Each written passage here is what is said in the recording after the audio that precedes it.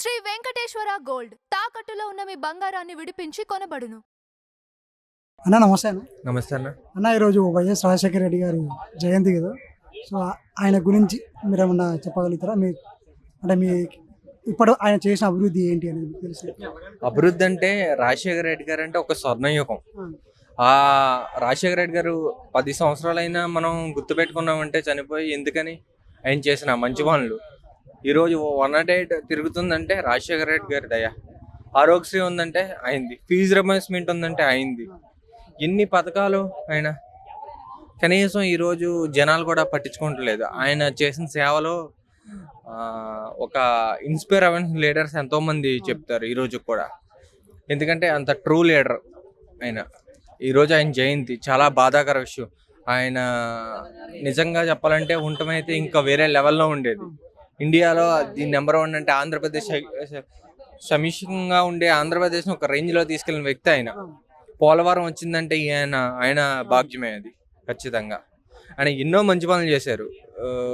అసలు ఏ లీడర్ కూడా ఆయన దరిదాపులకు కూడా వెళ్ళకపోతున్నారు. ఈ రోజుకి కూడా కొత్తగా ఏం క్రియేట్ చేశారు చెప్పండి ఈ పాలకులు, ఈ నాయకులు కానీ పాలకులు కానీ ఏం క్రియేట్ చేశారు చెప్పండి? ఆయన చెప్పిన పథకాలే తప్ప ఇలా కొత్త పథకాలు ఏమీ అంత స్థాయికి ఏది వెళ్ళలేదు. ఈ రోజుకి కూడా ఖచ్చితంగా ఆంధ్రప్రదేశ్లో ఆరోగ్యశ్రీ ఒకసారి కుంటిపడిపోయింది, బాగాలేదు. మళ్ళీ ఒకసారి ఖచ్చితంగా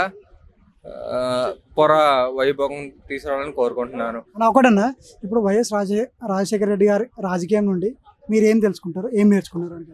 రాజశేఖర రెడ్డి గారి నుంచి నేర్చుకోవాల్సింది చాలా ఉంటుంది. ఆయన ఒక మాట ఇస్తే మాట తప్పేవాడు కాదు, పేదల పక్షపాతి.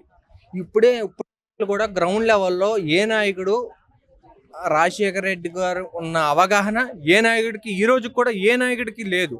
ఇప్పుడున్న నాయకులు కూడా తెలుసుకొని ఆరోగ్యశ్రీయే కాదు, కొన్ని నాయకులు కూడా హాస్పిటలైజ్ నైట్ 12 వెళ్తే ఏం జరుగుతుందని కూడా తెలుసు. ఒక ఎమ్మెల్యే కానీ ఒక మినిస్టర్ కానీ ఎవరు వెళ్తున్నారు చెప్పండి?